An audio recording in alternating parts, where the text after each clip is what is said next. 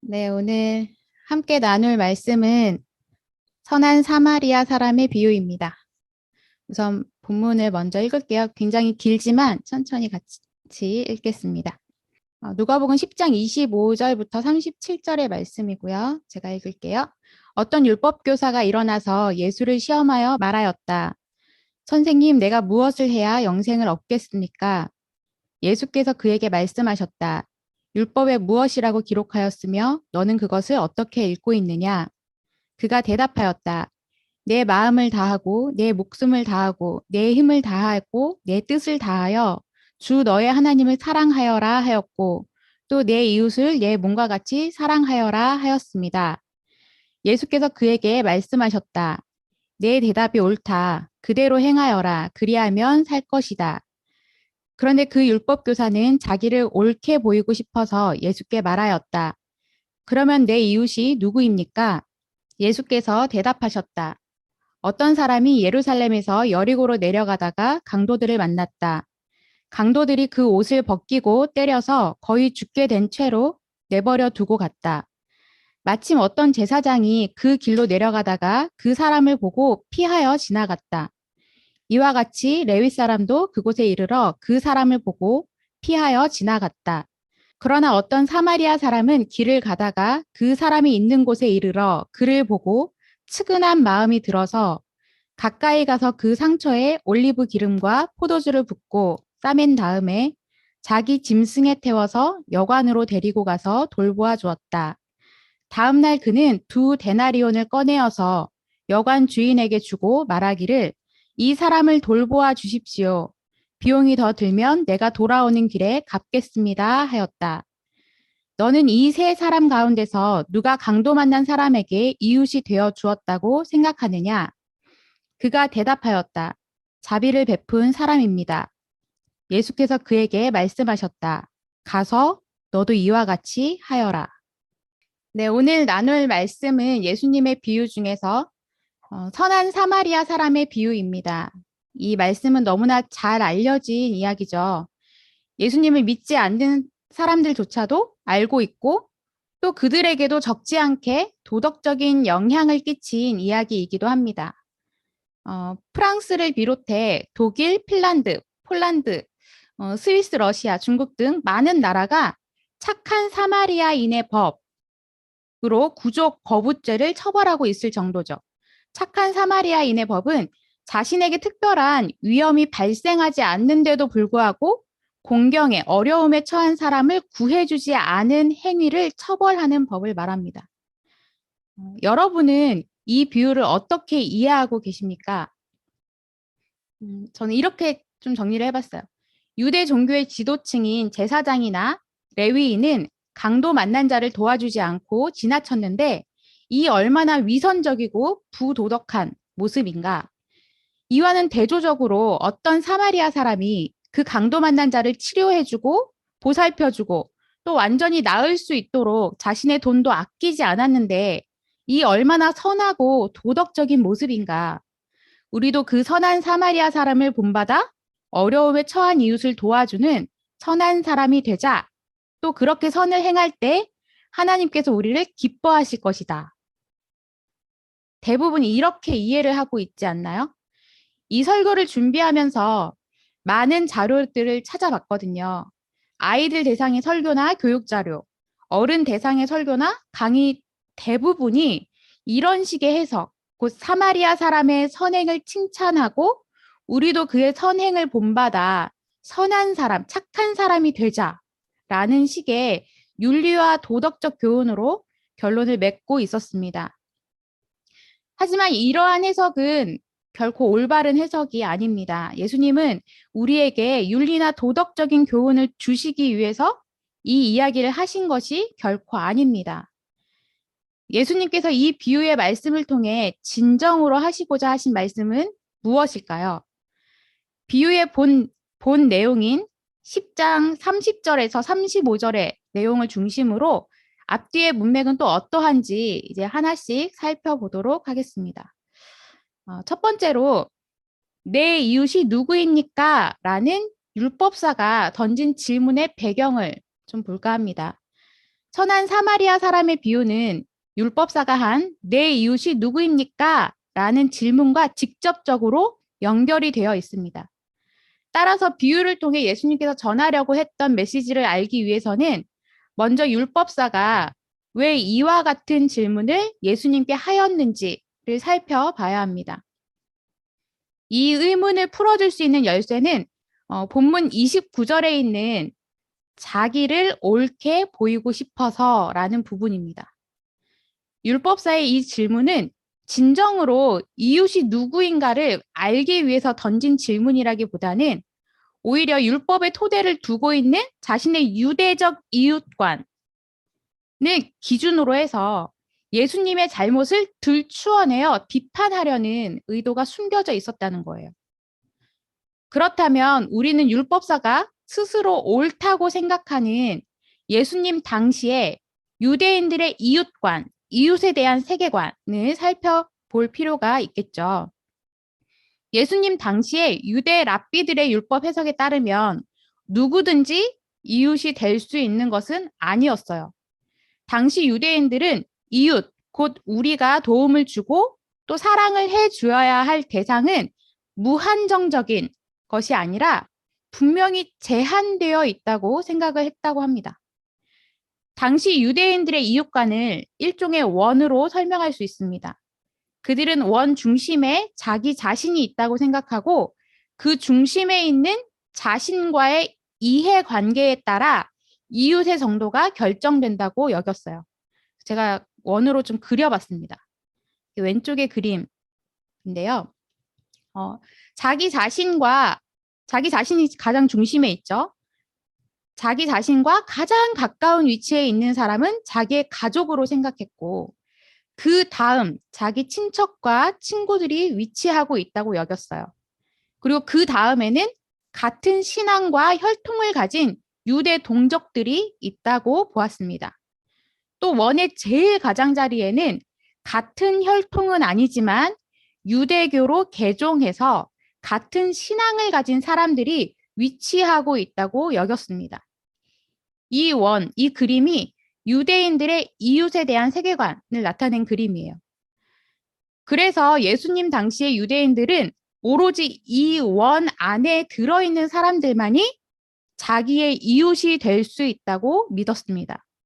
그들만이 내가 도와주어야 하고 또 사랑해 주어야 할 의무를 지니고 있다고 생각했던 거예요.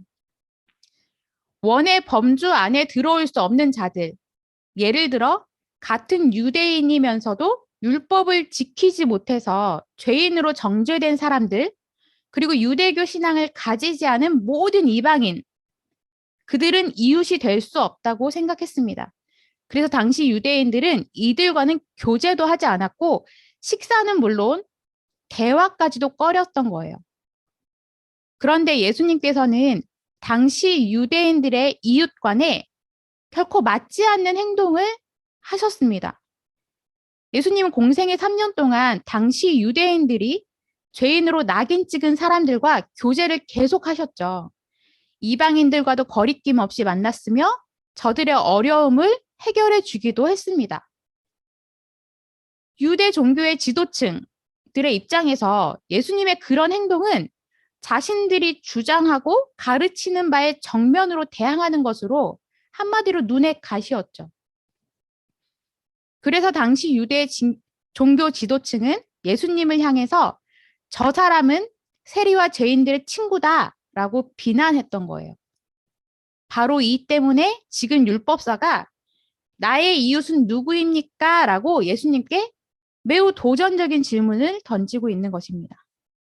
만일 예수님께서 당시 유대인들의 이웃관에 따라서 답을 하게 되면 율법사는 지금까지 예수님께서 죄인들과 이방인들과 교제한 것을 반율법적인 것으로 폭로시킬 계획이었고 또 예수님께서 이웃의 경계선을 죄인들과 이방인들에게 이르기까지 확대시킨다면 예수님의 답변은 당시 유대인들이 신봉하고 있는 율법에 배치되는 것임을 폭로시킬 의도였습니다.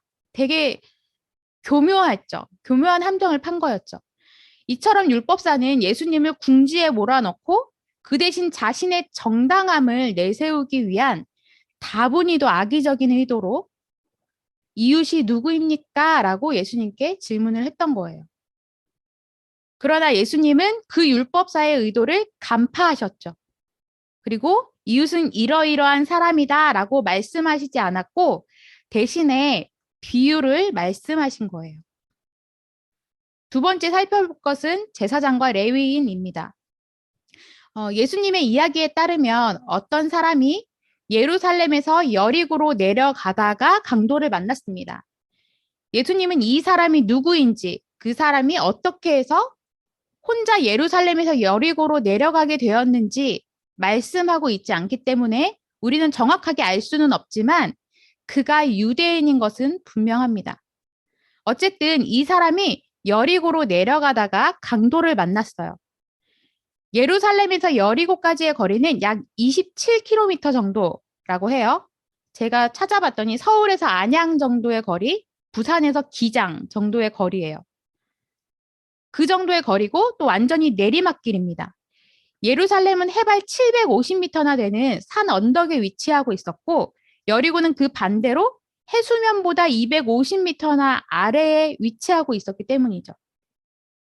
그러니까 이 높이가 합쳐서 1km 정도 이제 차이가 나는 거예요. 완전 내리막길이죠. 그리고 이 길은 바위가 많아서 예전부터 강도들이 숨어 있다가 이 길을 지나가는 여행자들을 이제 괴롭혔다고 해요. 빼앗고 죽이고 때리고. 그래서 예수님 당시에는 이 길을 피해 도로라고 부르기도 했다고 합니다. 한 유대인 여행자가 이 위험한 길을 가다가 강도를 만났고 가진 모든 것을 빼앗기고 또 옷도 벗겨졌고 그리고 매를 맞아 거의 죽은 상태가 되어 길 옆에 버려져 있었던 거예요. 이제 이 사람은 한시라도 빨리 다른 이의 도움을 받지 않으면 생명을 잃을 수도 있는 위기 상황에 놓여 있었습니다. 사막지대인 이곳은 낮에는 건조하고 뜨거운 햇볕 때문에 곧 탈진할 수밖에 없었을 것이고 또 밤이 되면 갑작스럽게 내려가는 기온 때문에 저체온증으로 죽을지도 모릅니다. 그러던 중에 율법의 집행자인 한 제사장이 이 길을 지나가게 되었어요. 그러나 그 누구보다도 앞장서서 불쌍한 사람을 도와줘야 할 위치에 있는 이 제사장은 그를 보고도 도와주기는커녕 오히려 얼굴을 돌려 피해서 지나갔습니다. 그 다음으로 당시에 제사장과 함께 종교 지도층에 속해 있었던 한 레위인이 그 길을 지나가게 되었어요. 그러나 율법의 모범을 보여야 할 레위인 역시 제사장과 같이 그 강도 만난 자를 보고도 도와주지 않고 피해서 지나가 버렸습니다. 이쯤 진행된 예수님의 이야기는 당시 청중들의 호기심과 흥분을 막 자아냈을 것이 분명합니다. 완전 몰입해 있었죠. 예수님께서 한 익명의 여행자를 언급하였을 때 서민인 대다수의 청중은 그 여행자를 자기 중에 한 사람으로 생각했을 거예요. 감정이입이 막 됐겠죠. 그 여행자가 강도를 만났을 때 그들은 여행자가 당한 처지가 마치 자신의 처지처럼 여겨져서 안타깝게 생각했을 거예요. 그래서 누가 이 여행자를 도와줄 것인지, 이 여행자의 운명은 어떻게 될 것인지 마음을 졸이며 귀를 기울이고 있었을 거예요. 그런데 저들의 종교적, 사회적 지도층의 인물인 제사장과 레위인이 똑같이 그 불쌍한 강도 만난 자를 보고도 도와주기는커녕 오히려 못 볼 것을 본 사람처럼 얼굴을 돌려 외면하고 피해서 지나가 버릴 때 아니 어떻게 저럴 수 있지? 하면서 분노했을 거예요. 반면에 율법사와 함께 온 소수의 종교 지도층의 사람들은 수치심과 함께 율법을 가르치면서 실제로는 그대로 행하지 않는 자신들의 이중성, 가식 등의 약점을 대중 앞에 폭로시키는 예수님에 대해서 분노를 느꼈을 겁니다. 서민이 대부분이었던 청중들은 이 불쌍한 사람을 구해주는 영웅이 어서 등장하기를 기다렸을 거예요. 그리고 그들은 이 영웅이 틀림없이 자신들과 같은 한 서민 유대인일 것이라고 생각했을 겁니다. 왜냐하면 제사장 다음에 레위인, 그 다음에는 평신도 유대인이 등장하는 것은 당시 종교적, 사회적 관례였기 때문이에요. 이런 관례가 있대요. 그러나 대반전이 일어났습니다. 영웅으로 등장해서 강도 만난 자를 구해주는 사람은 그들의 상상과 기대를 산산이 부서뜨렸을 뿐만 아니라 엄청난 충격을 주는 인물이었던 것이었습니다. 그 사람은 바로 자신들이 율법에 따라 원수로 간주하고 또 예배 때마다 저주하고 욕하고 개나 돼지 같은 짐승 따위로 취급해버리는, 그래서 상종조차도 하지 않았던 사마리아 사람이었기 때문입니다. 유대 종교의 지도층이며 율법의 집행자인 제사장과 레위인은 오히려 이웃을 사랑하라는 율법의 근본 정신을 외면해버렸는데, 오히려 율법의 외인이요, 율법의 관점으로는 죄인이요, 원수인 사마리아 사람이 율법의 정신을 실천했기 때문이에요. 엄청난 충격이죠. 세 번째 우리가 볼 것은 사마리아 사람입니다. 예수님께서 등장시킨 사마리아 사람이 당시의 유대인 청중들에게 얼마나 충격적이었는가를 알기 위해서는 예수님 당시의 유대인들과 또 사마리아 사람들과의 극심한 대립 관계를 알아야 됩니다. 단순히 유대인들이 사마리아인들을 일방적으로 무시했다 정도가 아니었어요. 이스라엘의 역사를 살펴보면 사실 사마리아인도 원래는 이스라엘 민족이었습니다. 이스라엘은 원래 한 나라였죠. 그런데 솔로몬 왕이 죽은 뒤에 남북으로 분열이 됩니다. 그래서 북쪽은 북이스라엘, 남쪽은 남유다로 불려지게 되죠. 남유다의 수도는 예루살렘이었고 사마리아는 북이스라엘의 수도였어요. 그런데 주전 722년에 북이스라엘이 아수르에게 멸망당하자 아수르의 왕 사네립은 효과적인 식민지 지배를 위해서 아수르 사람들을 사마리아 지역에 강제로 이주시킵니다. 그리고 이스라엘 사람과 결혼시키는 혼혈 정책을 펼쳐요. 왜냐하면 이스라엘 민족에게는 선민사상, 자신들의 혈통은 이제 하나님께 선택받은 그런 성혈, 거룩한 피를 가진 거룩한 그런 존재다라는 이런 의식이 있었거든요. 근데 그것을 완전히 무너뜨려 버리는 거예요. 우리나라로 치면 일제강점기 시대 때 우리의 민족 말살 정책을 펼치잖아요. 어떤 우리의 말을 못 쓰게 하고 우리의 글을 못 쓰게 하고 창시 개명을 하는 등 그런 정책들을 펼쳤잖아요. 이것도 마찬가지라는 거예요.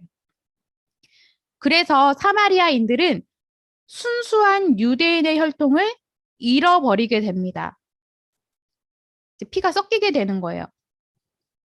그때부터 예루살렘을 기반으로 한 유다 백성들은 사마리아인들을 같은 종족으로 간주하지 않고 멸시합니다.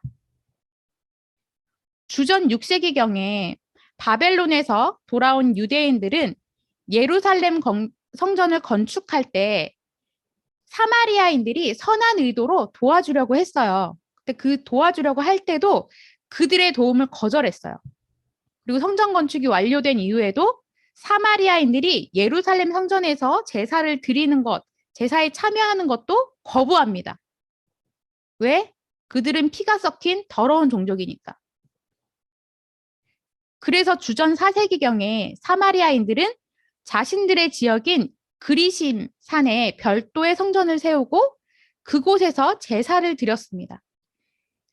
그런데 이것을 기분 나쁘게 여겼던 유대인들은 주전 128년에 사마리아 지역에 쳐들어가서 그리심 산에 세워진 사마리아 성전을 파괴시켜 버려요. 이 일로 복수의 기회를 찾던 사마리아인들은 주후 8년에 남쪽 유대인들의 가장 큰 명절인 6월절 전날 밤에 예루살렘 성전에 몰래 와서 성전 주위에 죽은 사람들의 뼈를 사방에 뿌려 성전을 더럽히는 일을 벌입니다. 그 일로 인해 결국 유월절 행사도 지키지 못하는 엄청나게 큰 불상사가 일어나게 됐어요. 바로 이런 일련의 일들 때문에 예수님 시대에 이르러서는 사마리아인들과 유대인들은 서로 극악한 원수가 되어 있었던 거예요. 유대인들은 사마리아인들을 더러운 개나 돼지처럼 간주하고 회당 예배 때마다 그들을 저주했다고 합니다. 이런 역사적인 일들을 토대로 해서.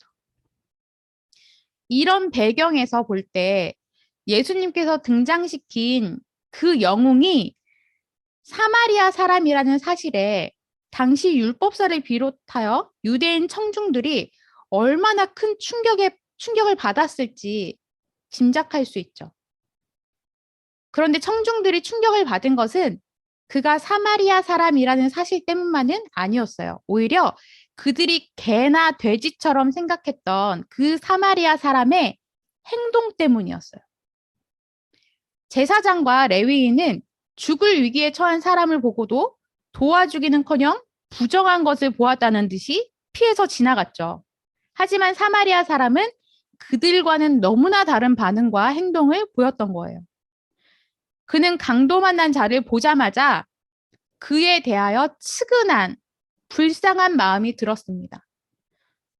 우리말로 측은한 마음이 들어 또는 불쌍히 여겨라고 번역된 헬라어 원어는 강렬한 마음의 발로를 나타낼 때 사용하는 단어예요. 그래서 발로라는 말은 좀 어렵죠. 숨은 것이 겉으로 드러나거나 숨은 것을 겉으로 드러냄이란 뜻이에요. 누가복음에서는 딱 3번만 사용된 특이한 단어입니다. 누가복음 7장에서 죽은 자기 아들을 울면서 장사 지내러 가는 나인성 과부를 보고 예수님께서 불쌍히 여기시고 그 죽은 아들을 살려주셨을 때 예수님의 마음과 관련해서 이 단어가 사용이 되었습니다. 또 한 번은 누가복음 15장의 탕자의 비유에서 아버지가 돌아온 둘째 아들을 보고 불쌍히 여겨 달려가서 목을 안고 입을 맞춘 그 장면에서 사용이 되었습니다.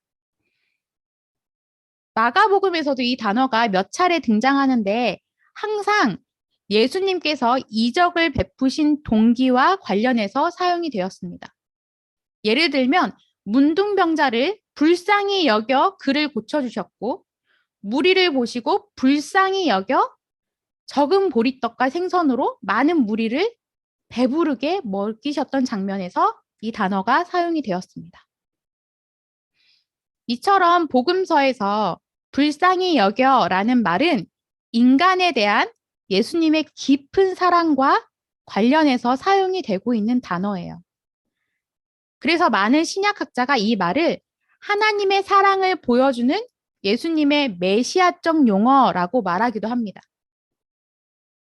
다시 본론으로 돌아와서 어쨌든 강도 만난 자를 보고 불쌍히 여긴 이 사마리아 사람의 마음은 인종과 국경을 초월하는 다음과 같은 행동을 가져왔습니다.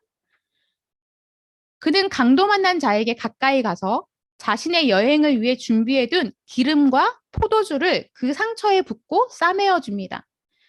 고대 유대 사회에서 기름과 포도주는 응급조치용 약으로 쓰이는 동시에 또 여행길에서는 하나님께 제사 드릴 때만 사용하는 아주 귀중한 것이었어요. 또 그는 강도 만난 자를 자신의 나귀에 태워 여관으로 달려갔습니다. 마치 자신의 상전처럼 귀하게 이렇게 태워갖고 나귀에 태워서 모시고 갔던 거죠. 또 그는 강도 만난 자를 여관에 데려다만 준 것이 아니라 돌봐주었습니다. 아마도 그는 그날 밤 뜬 눈으로 밤을 새웠을 거예요. 정말 죽기 직전에 그 사람을 데려가서 나 몰라라고 쿨쿨 자진 않았을 거잖아요. 또 그는 강도 만난 자의 숙박과 치료를 위해 자기가 가지고 있었던 여행 경비 중에 상당한 액수인 2데나리온을 아낌없이 여관 주인에게 지불했어요. 이는 당시의 시세로 계산해보면 24일간의 숙박비에 해당하는 큰 금액이었습니다. 요즘 호텔 1박의 비용이 얼마인지 아십니까? 엄청납니다. 성수기 때는 진짜 어마무시합니다.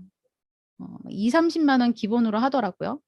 네, 엄청 큰 돈이에요. 그러니까. 또 마지막으로 그는 여관 주인에게 강도 만난 자가 완전히 회복이 될 때까지 충분히 돌봐줄 것을 당부하고 모자란 금액은 추후 다시 돌아와서 지불하겠노라 약속까지 합니다. 이처럼 사마리아 사람은 아무런 보상도 기대하지 않고 그 강도 만난 자를 위해 시간과 물질과 온 정성을 바쳤던 거예요. 예수님의 충격적인 이야기는 이렇게 끝을 맺었습니다. 네 번째, 율법사를 향한 예수님의 질문에 대해서 살펴볼게요. 이렇게 비유를 말씀하신 예수님은 누가 나의 이웃이니까? 라는 질문을 통해 자기를 중심으로 사랑의 대상자를 찾으려고 했던 그 율법사를 향해 오히려 너는 이 세 사람 가운데서 누가 강도 만난 사람에게 이웃이 되어 주었다고 생각하니? 라는 질문으로 누가 사랑의 주체였는가를 되물으십니다. 다시 말해 율법사가 한 질문의 중심에는 자기 자신이 자리 잡고 있었지만 예수님이 하신 질문의 중심에는 오히려 강도 만난 자가 자리 잡고 있었어요. 율법사의 질문에 따르면 이웃은 내가 결정하는 어떤 특수한 그룹의 사람입니다. 아까 그 원들 기억하시죠? 그러나 예수님의 질문에 따르면 강도 만난 자가 나의 이웃이라기보다 오히려 내가 강도 만난 자의 이웃이 되어질 뿐이라는 거예요. 예수님의 말씀에 따르면 이웃과 사랑의 대상자를 마치 특수한 그룹의 사람인 것처럼 생각하는 그 자체가 잘못이라는 거예요. 우리는 이웃을 결정하거나 선택하는 입장에 있는 것이 아니고 오히려 우리의 도움을 필요로 하는 사람에게 내가 항상 이웃이 되어줄 뿐이라는 거예요. 예수님은 표면적으로는 당시의 종교 지도자들의 행함이 없는 위선적인 행위를 고발하고 있을 뿐만 아니라 좀 더 근본적으로 유대인들의 배타적이고 민족주의적인 이웃관을 비판하고 있다는 사실을 발견할 수 있습니다. 그들은 스스로 율법의 지도자로 자처하지만 실제로는 율법을 지키지 않는 위선자들일 뿐입니다. 반면 유대인으로부터 멸시받는 사마리아인임에도 불구하고 사실상 율법의 정신을 가장 잘 실천한 사마리아 사람의 모습을 통해서 이미 예수님 자신의 메시아적 사역이 당시에 편협하고 배타적인 율법주의를 뛰어넘었다는 것을 보여주고 계신 거예요. 그러니까 이 사마리아 사람의 모습을 통해서 예수님은 자신의 메시아 대신과 메시아로서의 그 사역이 당시에 그 편협하고 배타적인 율법주의를 뛰어넘었다는 것을 설명하고 계신 거예요. 예수님이 이 비유를 통해 새로운 이웃관을 보여주시고 또 한편으로는 자신의 메시아적 사역의 정당성을 말하고 있는 것입니다. 이 비유를 통해 예수님께서 나타내시려는 가장 중심적인 메시지는 무엇인가? 선한 사마리아 사람의 비유는 흔히들 알고 있듯이 윤리나 도덕 교훈 이런 것이 아닙니다. 그 이상의 것을 가르치고 있습니다. 이 이야기는 충격과 역설의 방법을 통해서 하나님 나라의 특징을 보여주는 예수님의 전형적인 교훈, 설교나 가르침과 그분의 메시아적 사역과 일치하고 있어요. 예를 들면 누가복음 15장의 탕자의 비유는 아버지의 재산을 억지로 상속받아내서 먼 나라에 가서 탕진한 둘째 아들이 돌아올 때 모든 사람의 예상과 심지어 그의 형의 예상까지 초월하여 아버지의 극진한 환대를 받는 충격적인 이야기죠.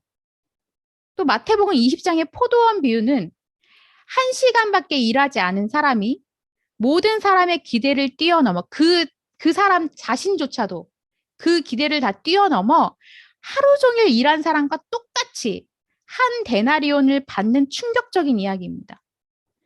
복음서에 나타나 있는 예수님의 메시아적 사역 역시 당시의 사람들에게는 놀람과 충격을 가져다 주었어요. 예수님이 행하신 이적들이나 당시에 소외당하고 천대받는 사람들의 친구가 되어주신 그 예수님의 사역들은 모두 당시 사람들, 특히 유대인에게는 엄청난 충격, 놀람을 가져다 주었습니다. 따라서 오늘 다루는 선한 사마리아 사람의 비유 역시 예수님의 설교, 예수님의 가르침과 사역의 중심 메시지인 하나님 나라와 연결되어 있다고 봐야 할 것입니다. 이 이야기를 하고 싶어서 앞에 장황하게 설명을 해드린 거예요. 네, 그렇다면 이 비유를 통해서 보여주시는 하나님 나라의 특징은 무엇인가? 그것은 바로 역사 속에 이미 하나님의 나라가 침투하였다는 것입니다. 유대인들의 율법 세계 속에 예수 그리스도를 통한 하나님의 새로운 은혜의 세계가 나타나서 역사하고 있다는 것입니다. 율법은 물론 인종과 성별과 민족의 장벽을 무너뜨리게 될 그 메시아적 시대, 그 시대를 예수님 당시의 유대인들은 여전히 미래적인 것으로만 생각했지만 예수님은 이미 그 나라가 왔다고 선언하는 것입니다. 이 비유에서 강도에게 맞아 거반 죽게 된 사람, 의복도 벗겨지고 인종과 종교와 사회적 신분까지 상실되어 마치 사물처럼 물건처럼 비인간화된 그 사람을 한 인격으로 간주해서 이웃이 되어준 그 사마리아 사람의 행동은 당시의 인종과 성별과 종교와 신분의 경계선을 뛰어넘는 새로운 차원의 사랑을 모범적으로 실천한 하나의 모델로 제시되고 있는 거예요. 사실상 그 사마리아 사람의 행동은 예수님을 통해 이미 도래하고 있는 하나님 나라, 하나님의 나라, 곧 율법, 인종, 민족, 성별, 계층 등의 장벽을 뛰어넘는 복음의 시대, 은혜의 시대의 특징을 보여주는 것입니다. 다시 말해 더 이상 사람을 세상적인 기준, 곧 종교나 혈통이나 사회적인 신분 등으로 판단하지 않고 오히려 하나님의 형상인 인간 그 자체로 보는 새로운 시대가 도래했다는 것입니다. 예수님은 이 비유를 통해 율법사를 포함하여 모든 유대인 청중들에게 형식적인 율법에 기초한 그들의 종교와 그들의 세계관의 무력함을 폭로시키는 동시에 지금 예수님을 통해 오고 있는 율법의 종말론적인 성취인 하나님 나라와 새로운 그 나라의 모습을 구체적으로 보여주고 계신 겁니다. 사마리아 사람의 충격적인 이 행동을 통해 예수님은 청중들에게 그동안 죄인들에 대하여 죄의 용서를 선포하시고 또 소외와 비참과 절망 가운데 빠져있던 자들에게 소망과 사랑을 보여주시고 병든 자들을 고쳐주시고 가난하고 억눌린 자들에게 해방을 주셨던 그 자신의 그 충격적인 메시아적 사역의 실체를 드러내고 있습니다. 사마리아 사람의 충격적인 등장과 더 충격적인 그의 행동을 통해 예수님은 청중들에게 일찍이 그들에게 약속되었던 하나님 나라의 도래를 선언함과 동시에 가서 너도 이와 같이 하여라는 명령을 첨부함으로써 그들로 하여금 하나님 나라에 대하여 결단을 요청하고 있는 거예요. 비유를 통해 그들의 기대와 기존의 세계관을 깨뜨리는 그 놀람과 충격을 줌으로써 그들도 하나님 나라를 맞이할 수 있도록 하십니다. 여기서 추가적으로 한 가지 더 살펴볼 것은 수많은 예수님의 비유 중에서 이 선한 사마리아 사람의 비유는 누가복음에만 기록되어 있는데 유독 누가만 이 비유를 자신의 복음서에 수록한 이유가 무엇인가라는 것이죠. 복음서의 저자들 중 문화와 인종과 성별과 사회적 신분의 장벽 해소에 누구보다도 가장 관심을 기울이고 있는 사람이 누가였어요. 왜냐하면 누가는 복음서 저자 중 유일한 이방인 출신이었기 때문이에요.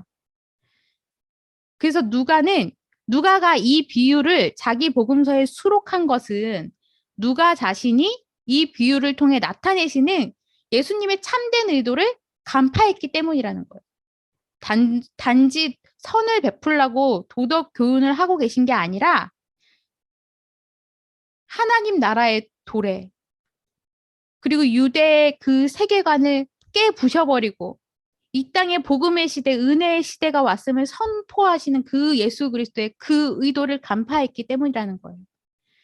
다시 말해 저자가 이 비유를 기록한 목적도 이 비유를 듣는 모든 이에게 비유에서 선언하고 있는 하나님의 나라의 선포를 통해서 자기 중심의 옛 세계관, 자기의 전통적인 종교와 문화관을 깨뜨려지는 그런 충격과 놀람을 체험하고 그리고 예수님을 통해 주어지는 새로운 하나님의 나라를 받아들일 것을 촉구하기 위함이라는 거죠. 이제 말씀을 정리하겠습니다. 크게 두 가지로 정리를 했어요. 첫째로 선한 사마리아 사람의 비유를 통해 오늘 우리에게 주시는 은혜의 복음은 무엇일까요? 우리는 유대인의 세계관, 율법의 세계관으로는 철저히 그 원 밖에 있는 요즘 표현으로 하면 아웃 오브 안중, 안중에도 없는 자들이었습니다. 그러나 예수 그리스도를 통해 도래한 하나님의 나라로 말미암아 은혜의 시대, 복음의 시대를 누리게 되었어요, 우리는. 예수 그리스도의 생명으로 우리를 새로운 피조물로 지으시고 그렇게 우리의 신분을, 우리의 정체성을 하나님의 자녀로, 하나님의 백성으로, 나아가 예수 그리스도의 신부로 새롭게 하신 은혜를 받은 자들입니다. 우리는 오늘 또 이렇게 우리 각자의 모습과 처한 상황이 어떠하든 상관없이 우리에게 베푸시는 하나님의 그 지극하신 사랑과 그 은혜를 확언하여 주심을 또 경험합니다. 둘째로 이 비유가 말하는 하나님의 나라는 이 세상에서 우리의 삶과 서로 어떤 관계가 있을까요? 비유의 원 이야기에 이어서 선포되고 있는 예수님의 명령, 가서 너도 이와 같이 하여라 라는 이 말씀은 이 비유를 듣는 우리에게도 하나님의 나라를 향한 결단을, 곧 역사 가운데 뚫고 들어온 그 묵시를 하나님의 나라를 인식하고 그 나라의 삶을 살아가며 그리하여 하나님의 나라를 이루어 가도록 요청하고 있습니다. 즉, 성도의 삶이 하나님의 나라 그 자체라고 말할 수는 없다 하더라도 성도의 삶이 하나님의 나라와 결코 분리되어 있지 않다는 거예요. 성도가 곧 그 하나님 나라의 백성이기 때문이죠. 성도가 하나님의 백성으로서 예수 그리스도와 연합되어 성령을 따라 사는 삶은 그것이 남을 돕고 구제하는 삶이든 그것이 자신의 소명에 충실한 삶이든 어떠한 모습이든 하나님 나라의 한 부분을 이루고 있는 것은 분명합니다. 오늘날 적지 않은 성도들이 교회에 가서 예배드리고 봉사하는 삶은 하나님 나라에 속하는 거룩한 것인 반면에 가정과 학교나 직장 그리고 이웃 및 사회생활 가운데서 하는 모든 것은 속되고 세상적인 것으로 생각하는 사람이 적지 않습니다. 마치 오늘 다룬 비유에서 나타나는 제사장과 레위인이 성전에서 율법을 가르치고 제사의 행위를 하는 것은 하나님을 위한 귀하고 거룩한 곳으로 생각하지만 길에서 강도를 만나 죽어가는 사람을 돌보아주는 일은 속된 것으로 자신들에게는 어울리지 않는 것처럼 생각해서 피하고 지나간 것처럼 성도가 세상에서 접하는 일들을 마땅히 하지 않아야 할 속된 것으로 생각하여 피하거나 외면하는 경우가 적지 않다는 거예요.